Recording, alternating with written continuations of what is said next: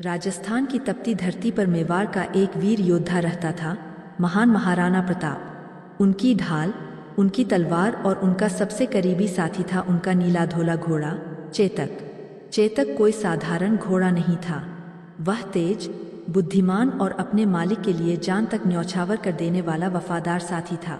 चेतक की आंखों में हमेशा एक चमक रहती थी, जैसे वह हर बात समझ लेता हो, कब दौड़ना है, कब रुकना है, कब महाराणा को बचाना है।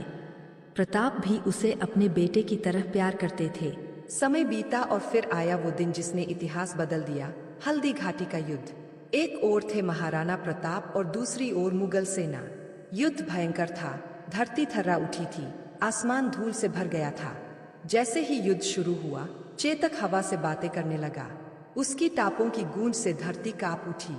वह महाराणा को लेकर दुश्मनों के बीच बिजली की तरह दौड़ रहा था।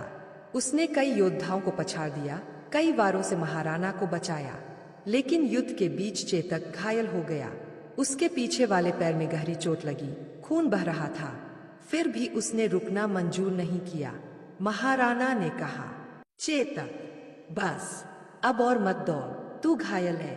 पर चेतक मानने वाला कहा था। उसकी आंखों में सिर्फ एक ही बात थी, मुझे मेरे स्वामी को सुरक्षित स्थान तक पहुंचाना है। घायल पैर से लंगड़ाते हुए चेतक महाराणा को लेकर नदी की ओर दौड़ा। नदी का पुल टूट चुका था, लेकिन चेतक रुका नहीं।